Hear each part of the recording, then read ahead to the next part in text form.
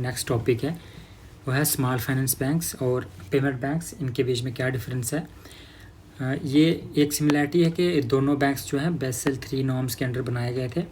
जो small finance banks थे उनकी जो मिनिमम कैपिटल रिक्वायरमेंट है वो है 100 करोड़, और जो पेमेंट बैंक्स है उनकी भी जो मिनिमम कैपिटल रिक्वायरमेंट है वो भी 100 करोड़ है।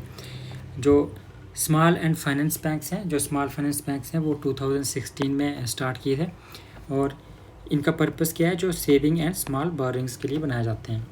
जो पेमेंट बैंक्स हैं ये कौन सी कमेटी की रिकमेंडेशन के बाद बनाए गए थे, नचिकेता मोर कमेटी।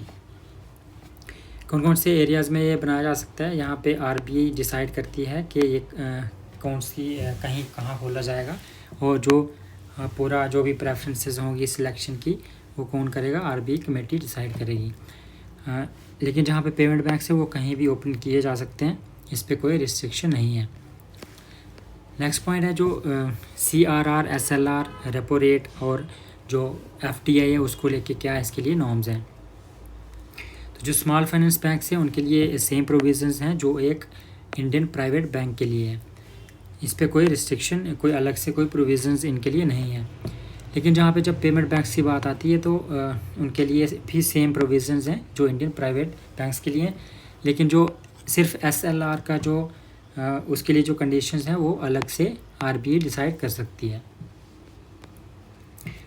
रूरल पेनिट्रेशन कितनी है, इसमें वो बोला गया है कि 25% जो ब्रांचेस हैं वो अनबैंक्ड रूरल एरियाज़ में होनी चाहिए, और रेस्ट जो है वो कहीं भी ओपन की जा सकती हैं। तो पेमेंट बैंक्स की जब बात आती है तो यहाँ पे भी कोई ऐसी रिक्वायरमेंट नहीं है, लेकिन जो 25% जो एक्सेस पॉइंट्स हैं वो भी रूरल एरियाज़ में होने चाहिए, like kirana stores. Target consumers कौन से हैं, सबसे इम्पोर्टेंट जो पॉइंट है, स्मॉल फाइनेंस बैंक्स के जो टारगेट कंज्यूमर्स हैं वो है unserved, underserved, farmers, medium and small industries, ये सारे क्या हैं, टारगेट कंज्यूमर्स हैं।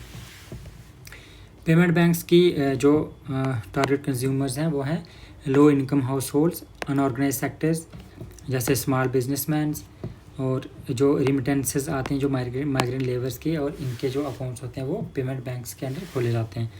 और इसका जो पर्पस क्या है, प्रमोट करना सेविंग, स्मॉल सेविंग्स को प्रमोट करना इनका पर्पस है। स्मॉल सेविंग्स को प्रमोट करते हैं, इसकी वजह से ये क्या कर सकते हैं, लोन्स नहीं दे सकते ये बैंक्स। तो अगर लोन्स नहीं दे सकते तो इनके ऊपर जो PSL नॉर्म्स हैं वो भी अप्लाई नहीं होते।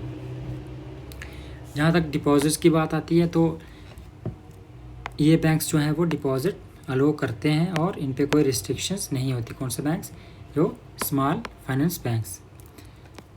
लेकिन जब पेमेंट बैंक्स की बात आती है यहाँ पे जो NRI डिपॉजिट या फिर जो फिक्स डिपॉजिट है वो यहाँ पे अलाउड नहीं है, ये सिर्फ डिमांड डिपॉजिट को ही एक्सेप्ट कर सकते हैं, वो भी एक मैक्सिमम लिमिट है 2 लाख तक।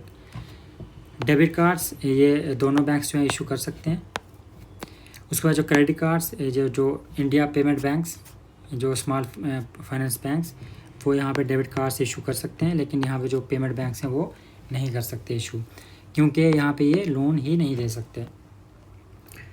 लोन्स की बात आती है जब, तो ये जो स्मॉल फाइनेंस बैंक्स जो है लोन्स दे सकते हैं, लेकिन जो 75% जो है लोन का जो पोर्शन होगा वो PSL में जाएगा, इसके लिए ये कंडीशन है।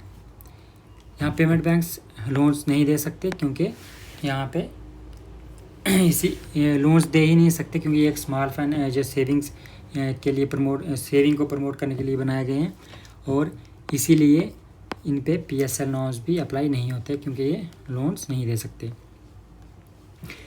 ये इन्वेस्ट कहाँ करते हैं फिर, अगर ये लोन्स नहीं दे सकते तो यहाँ ये कहाँ से अर्न करते हैं, इन्वेस्टमेंट कहाँ कर सकते हैं, ये डिपॉजिट जो हैं वो इन्वेस्ट कर सकते हैं कहाँ पे, गवर्नमेंट सिक्योरिटीज़ में, ट्रेजरी बिल्स में, या फिर अदर जो शेड्यूल्ड कमर्शियल बैंक्स हैं उनमें।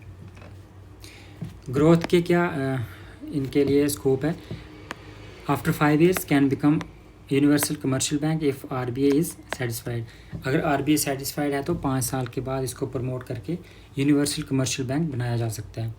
और पेमेंट बैंक्स जो हैं उनको भी RBI अगर सेटिस्फाइड होती है तो 5 साल के बाद इनको प्रमोट करके स्मॉल फाइनेंस बैंक बनाया जा सकता है।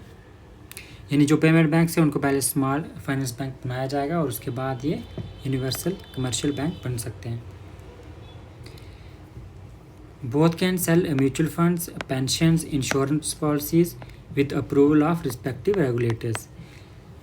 इनके जो रिस्पेक्टिव रेगुलेटर्स हैं लाइक सेबी, इरडा, PFRDA, इनकी परमिशन के बाद ये जो अपने जो mutual funds, pensions, insurance policies ये इनको सेल कर सकते हैं। तो ये था स्मॉल फाइनेंस बैंक्स और पेमेंट बैंक्स के बीच में डिफरेंस।